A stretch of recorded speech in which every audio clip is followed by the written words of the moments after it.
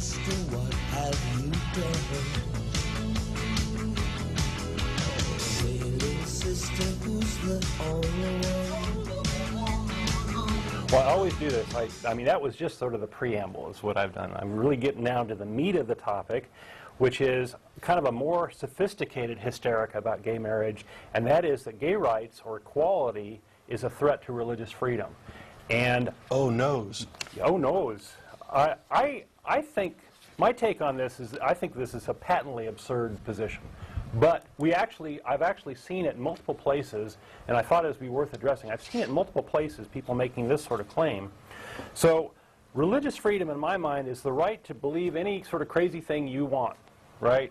We have an audience member whose signature line is something like, one person's religion is another person's belly laugh, right? You can believe whatever you want as long as, that's religion, right? But there's this issue of acting on those beliefs in ways that impact other people. I think that's really what the core issue is here. So your victim, if you decide to act on your religious beliefs and go fly a plane into a building and knock it down, your victim has the same right to believe something that may be the exact opposite of what you believe, all right? And he has the same religious rights you do.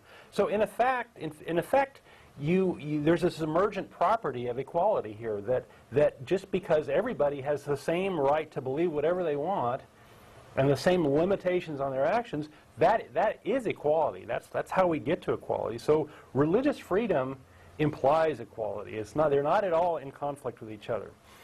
So, and in fact, the person who doesn't believe a particular religion must have actually a stronger right. He must not be coerced into somebody's religious beliefs or yielding to somebody's religious beliefs, especially if somebody is giving that religious claim based on faith. If they have absolutely no evidence at all, say, oh, you just got to believe, well, it's tough. If that's your only evidence, then please leave me out of it. I'm not interested. So when people are saying that gay rights is somehow a threat to religious freedom, they're saying that they want their religious beliefs, based on no evidence whatsoever, to trump the real rights of real human beings out there. And so I think this is like pretty crazy. The problem is in the church, in the religion, in the dogma, in the mindset, and it needs to be changed. It's one of those things where we talked about earlier, tell us what Americanism is and why it's a bad thing that it's going away. We looked up what it is. I'm not sure if it's a bad thing that it goes away or not, but I'll tell you what I think, and that is bigotry is a bad thing, and it needs to go away. Meddling with other people is a bad thing. In your church, too, and it exists within the ACA. There's nobody, at least I have not met anybody, who doesn't have some little trace of bigotry about something. Some nugget of insensitivity, of xenophobia, of us versus them, that can play into decisions that they make. And the one thing that I've done, and I haven't resolved this completely, I'm sure there are plenty of things that I still need to fix, is try to recognize when I'm making decisions that are based on things like that, so that I'm not acting out of bigotry, out of prejudice, out of ignorance, that I'm making informed decisions, that I'm trying to do the right thing and treat people the way we should all be treated, so, with fairness and equality.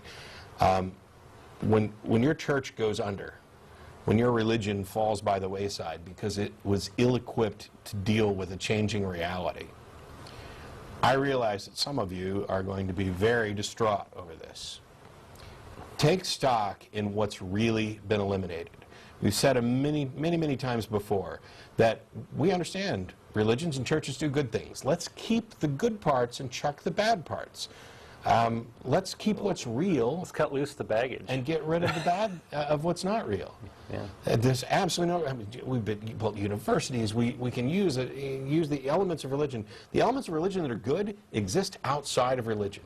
There's no positive thing within religion that is exclusive to your particular dogma or theology. And the fact that many different religions can get together in times of crisis and stop fighting with each other long enough to gang up on some common enemy, like the gays or the blacks or the Jews or the atheists, demonstrates that there's something that unites us. And what you guys need to realize is that it actually unites all of us, chuck out the dogma, chuck out the superstition, chuck out the baggage, and let's get on with improving life for everybody. Let's work towards a better world, and don't mourn the loss of your silly superstitions that you have no justification for anyway.